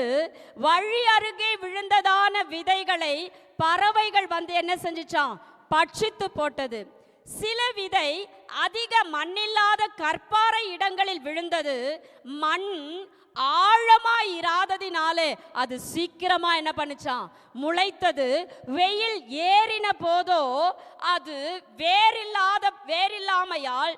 வெயில் ஏறின போதோ தீந்து போய் வேறில்லாமையால் உலர்ந்து போயிற்று. அல்லேலூயா. விதையை விதைக்க புறப்பட்டு போய் விதையை போடுறாங்க. அந்த விதை எங்க விழுந்தது? சில விதை வழி அருகே விழுந்துருச்சு. அது என்னாச்சு? வழி அருகே விழுந்ததுனால பறவை பார்த்து அதை சாப்பிட்டுட்டு போயிட்டுச்சு. சில விதை கற்பாறையான இடத்துல விழுந்தது. அதுல ஆழமா மண் இல்லாததுனால எனக்கு அருமையான தேவ ஜனமே, வேர் ஊன்ற கட்டப்பட முடியாம போயிற்று. அதனால அது தீந்து போய் என்ன செஞ்சது? உலர்ந்து போயிற்று. சில விதை முள்ளுள்ள இடங்களில் விழுந்தது. முள் வளர்ந்து அதை என்ன பண்ணுச்சான்? நெருக்கி போட்டது. சில விதையோ நல்ல நிலத்தில் விழுந்து சிலது 100ஆகவும் சிலது 60ஆகவும் சிலது 30ஆகவும் பலன் தந்தது. கேட்கிறதற்கு காதுள்ளவன் கேட்க கடவன். ஹல்லேலூயா. கருமையான தேவச்சனமே, அதே 13ஆம் அதிகாரம் 19ஆம் வசனம் சொல்லுகிறது, ஒருவன் ராஜ்யத்தின் வசனத்தை கேட்டும் உணராதிருக்கும் போது பொல்லாங்கன் வந்து அவன் இருதயத்தில் விதைக்கப்பட்டதை பறித்து கொள்ளுகிறான். அவனே வழி அருகே விதைக்கப்பட்டவன். கர்த்தருடைய வார்த்தை இங்கிருந்து கடந்து வரும் பொழுது எனக்கு அருமையான தேவச்சனமே, நீ வழி அருகே விதைக்கப்பட்ட விதையாய் இருப்பாயே. ஆனால் வேதம் சொல்லுகிறது, வசனத்தை கேட்டும் உணராது இருக்கிறதான அனுபவம் நமக்குள்ள இருந்தா, வசனத்தை கேட்டும் வார்த்தைக்கு நடுங்காத அனுபவம் நமக்கு இருந்தா, அதை மாமிச கண்ணோட்டத்தோடு பார்க்கிற அனுபவம் நமக்கு இருந்தா, எனக்கு அருமையான தேவச்சனமே, உடனே பொல்லாங்கன் வந்து நம்ம மேலே கொடுக்கப்பட்ட அந்த வார்த்தையை, அந்த வசனத்தை என்ன செய்வான்? நம்ம இருதயத்திலிருந்து எடுத்துட்டு போயிடுவான், பறிச்சுட்டு போயிடுவான். அவனே எப்படிப்பட்டவன்? அப்போ உணராது இருக்கிறோன்னு சொன்னா, பயமில்லாத இருக்கிறோம்னு சொன்னா, நிர்விசாரமாக இருக்கிறோம்னு சொன்னா, மாமிசத்தில் சிந்தையோடு இருப்போம்னு சொன்னா, அந்த வசனத்தை ஏற்றுக்கொள்ள மனமில்லாமல் இருப்போம்னு சொன்னா, நாம் எப்படிப்பட்ட இடத்துல விதைக்கப்பட்டவங்க? வழி அருகே விதைக்கப்பட்ட அனுபவத்தில் வாழ்ந்து கொண்டிருக்கிறோம் என்பதை அறிந்து கொள்ளுங்க. ஒருவேளை இப்படிப்பட்ட சுபாவம் நமக்குள்ள இருந்தா, வழி அருகே விதைக்கப்பட்ட அனுபவம் எனக்குள்ள இருக்கக்கூடாது என்று சொல்லி அதை முற்றிலுமா எங்களை விட்டு வேறறுத்து போட்டுருங்க. ஹல்லேலூயா. இரண்டாவது, கற்பாறை இடங்களில் விதைக்கப்பட்டவன் வசனத்தை கேட்டு உடனே அவன் எப்படி பண்ணுவானா? சந்தோஷமா, ஓ எனக்காக தான் கர்த்தர் பேசினாரு, என்னோடு கூட தான் கர்த்தர் பேசினாரு, ரொம்ப சந்தோஷமா அதை அவன் ஏற்றுக்கொள்ளுகிறான். ஆகிலும் தனக்குள்ளே வேறில்லாதவனாய் கொஞ்ச காலம் மாத்திரம் நிலைத்திருப்பான். வசனத்தின் நிமித்தம் உபத்திரவமும் துன்பமும் உண்டான உடனே என்ன செய்வானா? இடரல் அடைவானா. ஹல்லேலூயா. எனக்கு அருமையான தேவச்சனமே, ஆண்டவரோடு கூடவே இருந்தது பேதுரு. கூடவே இருந்தார். அவர் சொல்றார், ஆண்டவரே, யார் இடரல் அடைஞ்சாலும் நான் என்ன பண்ண மாட்டேன்? இடரல் அடைய மாட்டேன். ஆனா வசனத்தின் நிமித்தம், ஏசு கிறிஸ்துவின் நிமித்தம், நீயும் அவரோடு கூட இருந்தவன் தானே அப்படின்னு சொன்ன அந்த காரியத்தின் நிமித்தம் அவன் இடரல் அடைஞ்சிட்டான். ஹல்லேலூயா. சபிக்கவும் சத்தியம் பண்ணவும் தொடங்கிட்டான். எனக்கு அருமையான தேவச்சனமே, அதன் பிறகு அவங்க மனம் திரும்பி ஆண்டவருக்காக கர்த்தர் அவரை கொண்டு செய்த காரியங்கள் மகிமையானது. ஆனா கற்பாறையின் மேல் விதைக்கப்பட்டவர்களுடைய அனுபவம் கொஞ்சம் காலம் மாத்திரம்தான் அவங்க என்ன செய்வாங்க? நிலைச்சிருப்பாங்க. அப்போ கிறிஸ்துவாகிய தேவனுக்குள்ள, அதாவது ஒளிவ மரமாய் இருக்கிற கிறிஸ்துவுக்குள்ள வேரூன்றி நாம் கட்டப்பட்டிருப்போம் என்று சொன்னால், அந்த வேராகப்பட்டது அந்த மரத்தினுடைய சாற்றை பிழிச்சு இழுத்து அது நல்ல ஜீவனோடு செழிப்பாய் வாழும். அந்த வேர் கர்த்தரோடு கட்டப்படாமல் இருந்தா, இதோ கற்பாறை போன்ற இடத்துல விதைக்கப்பட்ட விதையா இருந்தா அதால வேரூன்றி நிற்க முடியாது. இன்றைக்கு எனக்கு அருமையான தேவச்சனமே, கிறிஸ்துவின் நிமித்தமாய், வசனத்தின் நிமித்தமாய் வருகிறதான உபத்திரவமும் துன்பமும் நமக்கு உண்டான உடனே, துன்பத்தை பார்த்த உடனே, பிரச்சனையை பார்த்த உடனே, குடும்பத்தில் நெருக்கத்தை பார்த்த உடனே என்ன இருக்கு, நான் என்ன ஆண்டவரை ஆராதிச்சு ஆண்டுடைய சமூகத்துக்கு போய் சபை கூடுதல்ல பங்கு பெற்று கர்த்தருக்காக நின்று என்ன பிரயோஜனம் உண்டு? இப்படி நாம நினைச்சா நாம எங்க விதைக்கப்பட்ட விதை? கற்பாறையின் மேல் விதைக்கப்பட்ட விதையா இருக்கிறோம். ஆழமான வேர் இல்லாததுனால சந்தோஷத்தோடு ஏற்றுக்கொள்றோம், ஆனா ஊன்ற கட்ட முடியல, ஊன்ற கிறிஸ்துவோடு கூட நினைக்க முடியல. உபத்திரவமும் பிரச்சனையும் வந்த உடனே அப்படியே சோர்ந்து போய் கர்த்தரை விட்டு விலகி போயிடுறோம், எடறி போயிடுறோம், விழுந்து போயிடுறோம். இதுதான் கற்பாறையின் மேல் விதைக்கப்பட்ட விதைக்கேற்ற அனுபவம். இன்றைக்கு ஒருவேளை அப்படிப்பட்டதான சுபாவம் உடையவர்களாய் நாம் இருப்போம் என்றால் இந்த கற்பாறைக்கேற்ற அனுபவத்தை விட்டு ஆண்டுடைய சமூகத்தில் நல்ல நிலத்தில் விதைக்கப்பட்ட அனுபவத்துக்கு நம்மளை ஒப்பு கொடுக்கணும், நம்மளை ஆராய்ச்சி பார்க்கணும். எனக்கு அருமையான தேவச்சனமே, முள்ளுள்ள இடம். அடுத்தது வசனம் சொல்லுது, முள்ளுள்ள இடங்களில் விதைக்கப்பட்டவன் வசனத்தை கேட்கிறவனாய் இருந்தும் உலக கவலையும் ஐஸ்வர்யத்தின் மயக்கமும் வசனத்தை நெருக்கி போடுகிறதுனால் அவனும் என்ன செய்றானா? பலனற்று போகிறான். ஹல்லேலூயா. இப்போ உலகத்தை குறித்ததான கவலை வேதம் சொல்லுகிறது. மத்தேயு 6ஆம் அதிகாரம் 30ஆம் வசனம்.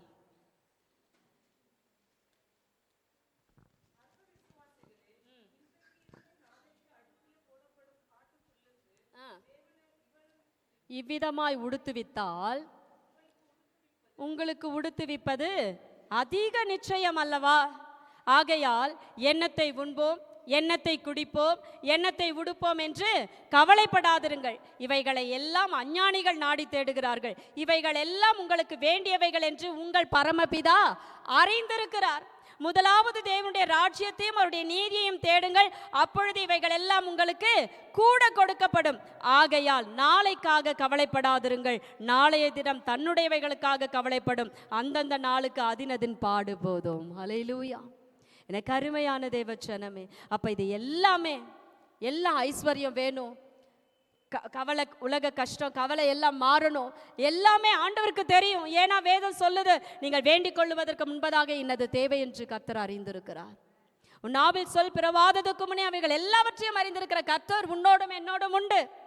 அவை எல்லாவற்றையும் ஏற்ற வேளை வரும்பொழுது கர்த்தர் நமக்கு வாய்க்க பண்ணுவார், கொடுப்பார், ஆசீர்வதிப்பார், கவலைகளை மாற்றுவார், பிரச்சனைகளை மாற்றுவார், ஐஸ்வர்ய குறைவுகள் எல்லாவற்றையும் கர்த்தர் மாற்றி செழுமையும் நன்மையும் ஆசீர்வாதத்தையும் கொடுக்க அவர் வல்லவரா இருக்கிறார். அதனால தான் முன்னாடியே சொல்லிட்டாரு. எனக்கு அருமையான தேவச்சனமே, இன்றைக்கு இருந்து நாளைக்கு அடுப்பிலே போடப்படும் காட்டு புல்லுக்கு தேவன் இவ்விதமாக உடுத்துவித்தால் உங்களை உடுத்துவிப்பது அதிக நிச்சயம் அல்லவா? அப்ப நம்முடைய விசுவாசம் எங்க போச்சு? கர்த்தர் மேல விசுவாசம் போல எங்க போயிடுச்சு? பணத்தின் மேல, ஐஸ்வர்யத்தின் மேல. ஐயோ, எனக்கு ஐஸ்வர்யம் வரலையே, எனக்கு கஷ்டமா இருக்கு, எனக்கு பாடுகள் அல்லவா, எனக்கு உபத்திரவம் அல்லவா, என்னால மேல வர முடியலையே, இந்த கவலையிலேயே நாம் என்ன செய்றோம்? ஒடுங்கி போகிறோம், அதையே நினைச்சு கொண்டு வாழுறோம். அப்படி அல்ல, கர்த்தர் உங்களை கொண்டு வந்ததற்கான ஒரு நோக்கம் உண்டு. அதை முதலாவது நீ யோசிச்சு செய். உன்னுடைய காரியங்களை கர்த்தர் பார்த்து கொள்ளுவார், உனக்கானதை கர்த்தர் கொடுப்பார். முதலாவது தேவனுடைய ராஜ்யத்தோட நீதியையும் தேடு, அவருக்கு கொடுக்க வேண்டிய கனத்தை முழுசா செலுத்து, அவருக்கு கொடுக்க வேண்டிய இடத்தை முழுசா கொடு. உனக்கு என்ன கொடுக்கணுமோ ஏற்ற வேளையில வேதம் சொல்லுகிறது, அவர் அதினதின் காலங்களில சகலத்தையும் அதினதின் காலங்களில நேர்த்தியாய் செய்து முடிக்கிறவர். அவர் சகலத்தையும் செய்ய வல்லவர். அவர் செய்ய நினைத்தது ஒன்றும் தடைபடாது. நம்முடைய விசுவாசம் பணத்தின் மேலையும் உலக கவலை மேலையும் போயிடுச்சுன்னா கர்த்தர் நமக்கு என்ன செய்ய முடியும்? நம்முடைய விசுவாசம் எங்க இருக்கணும்? தேவன் மேல இருக்கணும். நம்மளை உண்டாக்கினவர் கர்த்தர், நம்மளை உருவாக்கினவர் கர்த்தர், நம்முடைய தாயின் கர்ப்பத்தில் அழிந்து போகாதபடி நம்மளை காப்பாற்றினவர் கர்த்தர், இந்த உலக வாழ்க்கையிலிருந்து நம்மளை வேறு பிரித்தவர் கர்த்தர், மகிமையான ரட்சிப்பை கொடுத்தவர் கர்த்தர், அப்பா பிதாவே என்று கூப்பிட பண்ணுகிற புத்திர சுவிகாரத்தின் ஆவியை கொடுத்தவர் கர்த்தர். சகல காரியங்களை கொடுத்திருக்கும் பொழுது நம்மளை அவர் உடுத்துவிப்பது அதிக நிச்சயம் அல்லவா? நம்முடைய காரியங்களை நேர்த்தியாய் நடத்துவது அவருக்கு அதிக நிச்சயம் அல்லவா? எனக்கு அருமையான தேவஜனமே, ஆகவே முள்ளுள்ள இடங்களில் விதைக்கப்பட்ட அனுபவம் நமக்குள்ள இருந்தா உலக கவலையும் ஐஸ்வர்யத்தின் நெருக்கமும் ஐஸ்வர்யத்தின் காரியமும் கடந்து வந்து நம்மளை என்ன செய்யுமா? நெருக்கி போடுகிறதுனால அவனும் எப்படி போயிடுறான்? பலனற்று போகிறான். ஒருவேளை முள்ளில் விதைக்கப்பட்ட விதைக்கேற்ற அனுபவம் வசனத்தை கேட்டுக்கொண்டிருக்கிற நம்மில் யாருக்காகிலும் இருக்குமே, ஆனால் அதிலிருந்து மனம் திரும்புங்க. ஆண்டவரே, நான் தப்பு பண்ணிட்டேன். நான் முள்ளில் விதைக்கப்பட்ட விதையா இருந்ததனால, வசனத்தை கேட்கிறவனா இருந்தும் அதுக்கேற்ற கிரியை நான் செய்யாத போயிட்டேன்ப்பா. உலக கவலையும் ஐஸ்வர்யத்தின் மயக்கமும் எனக்கு உண்டாயிட்டு, அதன் மேல நான் திரும்பிட்டேன். என்னை தயவாய் மன்னித்து என்னை சரியான நிலத்தில் விதைக்கப்பட்ட பாத்திரமாய் என்னை மாற்றுங்க. ஹல்லேலூயா. கேட்கிறவன் எவனுக்கும் கொடுக்கப்படும். ஹல்லேலூயா. அடுத்தது, நல்ல நிலத்தில் விதைக்கப்பட்டவனோ வசனத்தை கேட்கிறவனும் உணர்கிறவனுமாயிருந்து 100ஆகவும் 60ஆகவும் 30ஆகவும் பலன் தருவான். ஹல்லேலூயா. எனக்கு அருமையான தேவச்சனமே, கர்த்தருடைய சமூகத்தில் நல்ல நிலத்தில் விதைக்கப்பட்டவங்க எப்படி இருப்பாங்க தெரியுமா? வசனத்தை கேட்கும் பொழுது அதை நன்கு கேட்கிறவங்களா இருப்பாங்க. அந்த வசனத்தை கேட்கும் பொழுது நான் எங்க இடறி இருக்கேன், எங்க நான் தவறி இருக்கேன், ஆவியானவர் பேசும் பொழுது எனக்குள்ள காரியம் எங்கிருந்து வெளிப்பட்டு கொண்டிருக்கு, அது எங்க எனக்கு மறைந்து ஒளிந்தும் காணப்படுகிறது, எது என்னிலிருந்து வெளிப்பட்டு என்னுடைய ஆவிக்குரிய பரிசுத்த வாழ்க்கையை கிறிஸ்துவோடு நிலைத்திருந்து நல்ல நிலத்தில் விதைக்கப்பட்டதான விதையா எனக்கு அருமையான தேவச்சனமே நல்ல பலன் கொடுக்கக்கூடிய 100ஆகவும் 60ஆகவும் 30ஆகவும் பலன் கொடுக்கக்கூடிய அந்த அனுபவத்தை எந்த கிரியைகள் எனக்குள்ளிருந்து தடை செய்து கொண்டிருக்கிறதோ என்று வசனத்தை கேட்கிற நல்ல நிலத்தில் விதைக்கப்பட்டவன் உணர்கிறவனாயிருப்பான். ஹல்லேலூயா. உணர்ந்து குணப்படுகிற ஒரு பாத்திரமாயிருப்பான். இவர்களே நல்ல நிலத்தில் விதைக்கப்பட்டவர்கள். அவங்க கர்த்தருக்கு நல்ல பலன் கொடுக்கிறவர்களாயிருப்பார்கள். ஹல்லேலூயா. இன்றைக்கு நாம் எந்த நிலத்தில் விதைக்கப்பட்ட அனுபவத்தில் நாம் வாழ்ந்து கொண்டிருக்கிறோம்? வசனம் நமக்குள் கிரியை செய்து கொண்டு நாம் தேவனுக்கு சீஷராய் இருந்து அவருடைய சித்தத்தை நாம் செய்கிறவர்களாயிருக்கிறோமா? வசனத்தை கேட்டும் அதற்கேற்ற கிரியை செய்யாதவர்களாய் எனக்கு அருமையான தேவச்சனமே, வழி அருகே கற்பாறையின் மேல் முள்ளுள்ள இடங்களில் விதைக்கப்பட்ட அனுபவத்தில் வாழ்ந்து கொண்டிருக்கிறோமா? வேதம் சொல்லுகிறது, மத்தேயு 21:12 ஆண்டவர் இதெல்லாம் பேசின பிறகு அவர் ஆலயத்துக்குள்ள போறாரு.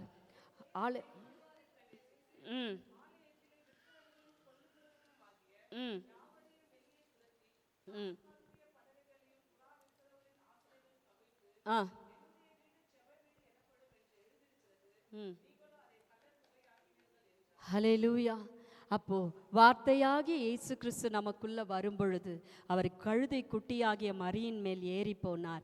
அவர் நமக்குள்ள வரும் பொழுது எனக்கு அருமையான தேவச்சனமே, ஆண்டவர் என்ன செய்கிறார்னா, நமக்குள்ள இருக்கிற தீட்டானவைகள், அசுத்தமானவைகள், விக்கிரகத்துக்கு ஏதுவானவைகள், கர்த்தருக்கு பிரியமில்லாத அசுத்தமான செய்கைகள், கிரியைகள், வழிகள், சிந்தைகள், எண்ணங்கள், யோசனைகள், கர்த்தருக்கு பிரியமில்லாத சகல அருவருப்பான செய்கைகளையும் நம்மளை விட்டு அவர் என்ன செய்கிறாரு? அகற்றார், க்ளீன் பண்றாரு. நம்மளை என்ன செய்யறாரு? நம்மளை சுத்தமாக்குகிறார். அவருக்கு நம்மளுடைய உள்ளத்துல இடம் கொடுத்தார். நம்ம யார் இடம் கொடுப்பாங்க? நல்ல நிலத்தில் விதைக்கப்பட்டவர்கள் மாத்திரமே. அவர்கள் உணர்கிறவர்களாயிருக்கும் பொழுது எந்த மாமிசத்துக்கு ஏதுவான கோபமோ, பகையோ, கசப்போ, வைராக்கியமோ, விரோதமோ எனக்கு அருமையான தேவஜனமே, பரிசுத்தத்தை கெடுக்கக்கூடிய எந்த விதமான செய்கையும் இந்த இருதயத்துக்குள்ள வராதபடிக்கு வசனத்தை கேட்கிற நல்ல நிலத்துல விதைக்கப்பட்டவங்க உணர்ந்து தெளிந்த புத்தி உள்ளவர்களாய் செயல்படுவார்கள். எனக்கு அருமையான தேவஜனமே, கர்த்தர் நம்மை சுத்திகரிப்பதற்கு இடம் கொடுப்பார்கள். ஆண்டவரே, என்னை சரிப்படுத்துங்க, நான் இங்கே தவறு செய்திருக்கிறேன், நான் இங்கே இடறி இருக்கிறேன், என் சிந்தையினால பாவம், என் வாயினால பாவம், என் கிரியைகளினால பாவம் நான் செஞ்சிருக்கேன், என்னை சரிப்படுத்துங்கப்பா. என் இருதயம் அதை ஏற்றுக்கொள்ள முடியல ஆண்டவரே, என் இருதயம் அதை எடுத்துக்கொள்ள முடியலை ஆண்டவரே, எனக்கு உதவி செய்யுங்கன்னு சொல்லி கேட்டா ஆண்டவர் நமக்கு கிருபையாக இறங்கி சுத்தம் செய்கிறவராயிருக்கு. அவருக்கு இடம் கொடுக்கணும். அல்லேலூயா. அவர் எல்லாவற்றையும் விளக்குகிறவராயிருக்கிறார். மார்க் 11ஆம் அதிகாரத்தில் 12ஆம் வசனம் வேதம் சொல்லுகிறது, அங்கே ஒரு அத்தி மரத்தை கர்த்தர் பார்க்குறாரு. ஹல்லேலூயா.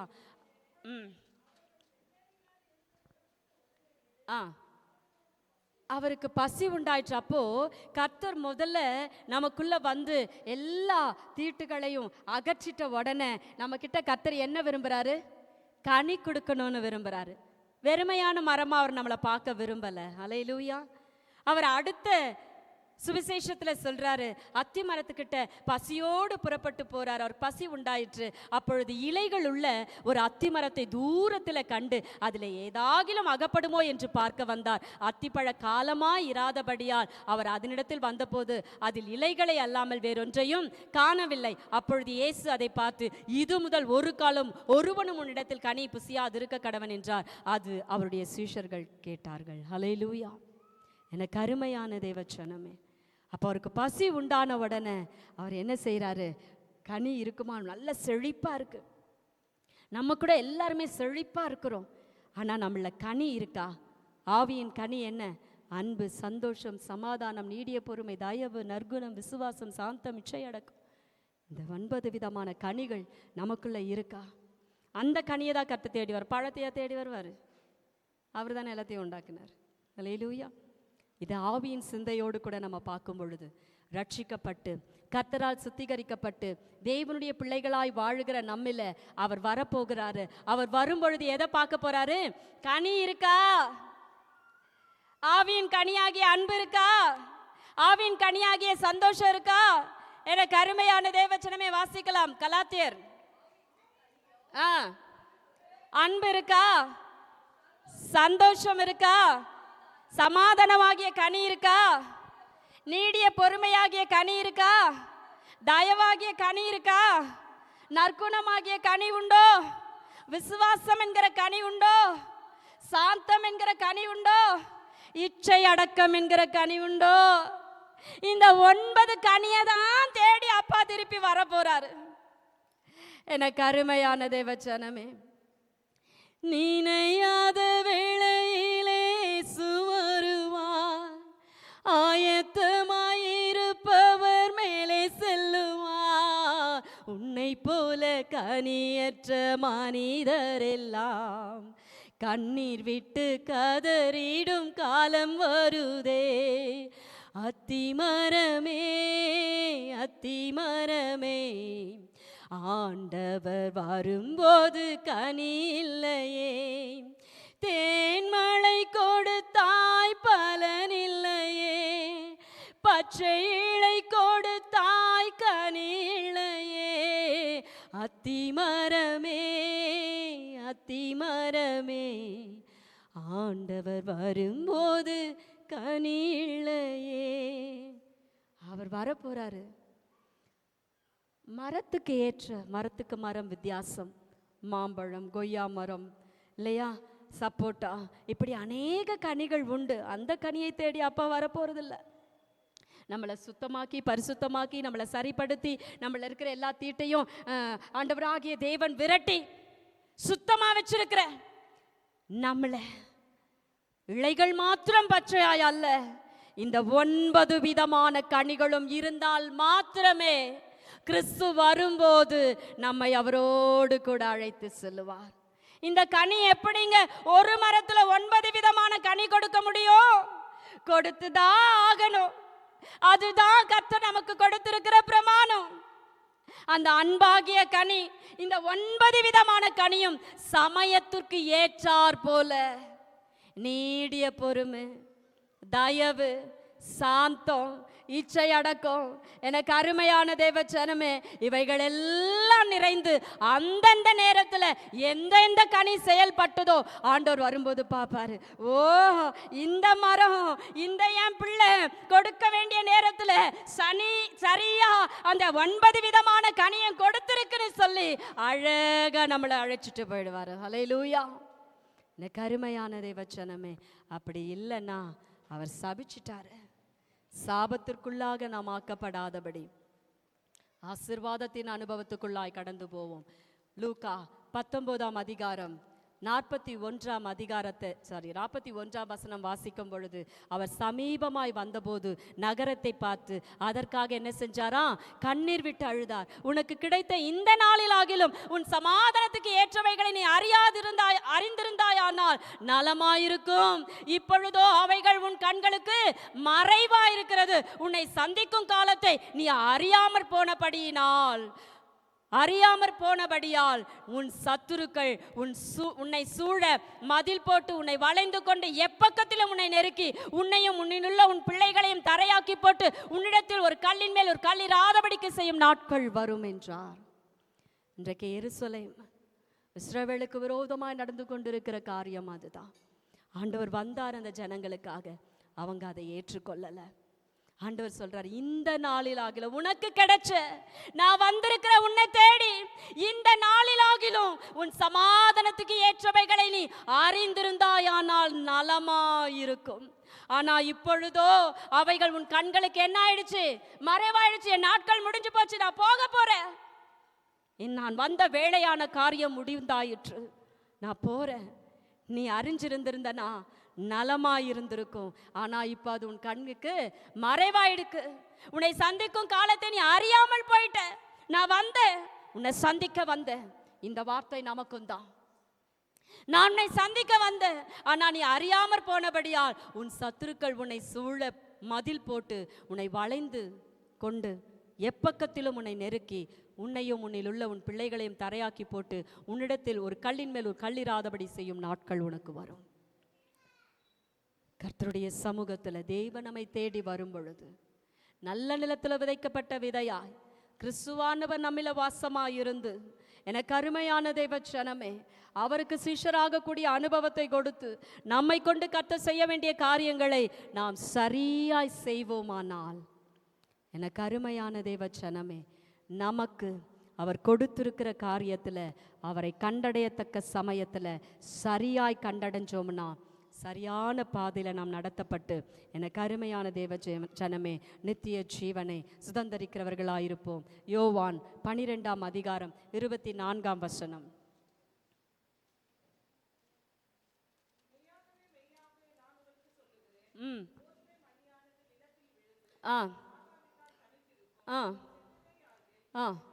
மிகுந்த பலனை கொடுக்கும். தன் ஜீவனை சிநேகிக்கிறவன் அதை இழந்து போவான். இந்த உலகத்தில் தன் ஜீவனை வெறுக்கிறவனோ அதை நித்திய ஜீவ காலமாய் காத்து கொள்ளுவான். ஒருவன் எனக்கு ஊழியம் செய்கிறவனானால் என்னை பின்பற்ற கடவன். நான் எங்கே இருக்கிறேனோ அங்கே என் ஊழியக்காரனும் இருப்பான். ஒருவன் எனக்கு ஊழியம் செய்தால் அவனை பிதாவானவர் கனம் பண்ணுவார். பிதாவானவர் கனம் பண்ணுவார் என்பதற்கான அர்த்தம் என்ன? இந்த உலகத்தில் நீங்க அவருக்காக ஊழியம் செய்யும் பொழுது உங்களுக்குரிய பூமிக்குரிய ஆசீர்வாதங்கள், உங்கள் குடும்பத்திற்குரிய ஆசீர்வாதங்கள், உங்களுக்கு வேண்டிய மேலான ஆசீர்வாதங்கள் சகலவற்றையும் கர்த்தர் உங்களுக்கு கொடுப்பார். அதுதான் பிதாவானவர் கனம் பண்ணுகிறதான காரியம்.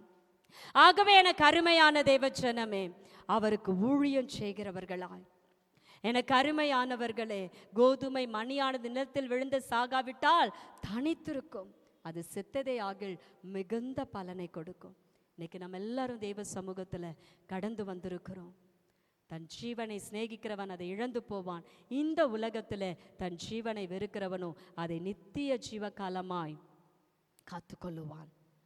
எனக்கு அருமையான தேவச்சனமே, இப்படியாய் கர்த்தருடைய சமூகத்தில் சீஷர்களாய் அழைக்கப்பட்டிருக்கிற நாம அவருடைய சித்தத்தை செய்கிறவர்களாய் இருக்க வேண்டும். கடைசியாக 2 வசனத்தை வாசித்துட்டு நம்ம முடிச்சிடலாம்.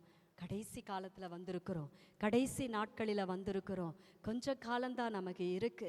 ஆகவே இனி ஆகிலும் நல்ல நிலத்தில் விதைக்கப்பட்ட அனுபவமா, சீஷருக்கேற்ற ஏதோ சுபாவம் உடையவர்களாய் கிறிஸ்துவின் காரியங்களை மற்றவர்களுக்கு சொல்லி கிறிஸ்துவுக்காக ஜனங்களை ஆதாயப்படுத்துகிறவர்களாய் அந்த சுபாவத்தில் எனக்கு அருமையான தேவச்சனமே, 100 100ஆகவும் 60ஆகவும் 30ஆகவும் தேவனுக்கு பலன் கொடுக்கிற பாத்திரமாய் நாம் காணப்பட வேண்டும். ஹல்லேலூயா.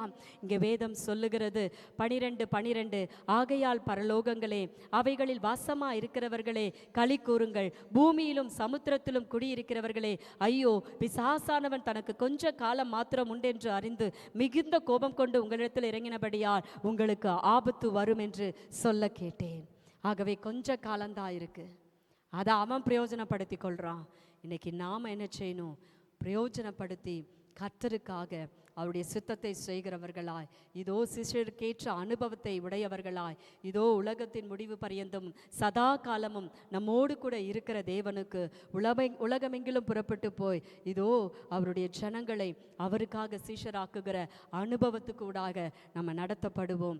இனி காலம் செல்லாது என்று வெளிப்படுத்தின விசேஷம் 10:6 சொல்லுகிறபடி இனி காலம் செல்லாது என்கிறதுனால ஜாக்கிரதையோடு கூட இருந்து ஆவியிலே அனல் உள்ளவர்களாய், எனக்கு அருமையான தேவ ஜனமே, கர்த்தருக்கு ஊழியம் செய்து பிறரையும் கிறிஸ்துவுக்குள்ள இதோ வழி நடத்துகிற அனுபவத்தோடு தெளிந்த புத்தி உள்ளவர்களாய் நாம் கடந்து செல்லுவோம். கர்த்தர் தாமே உங்களை ஆசீர்வதிப்பாராக. ஆமென்.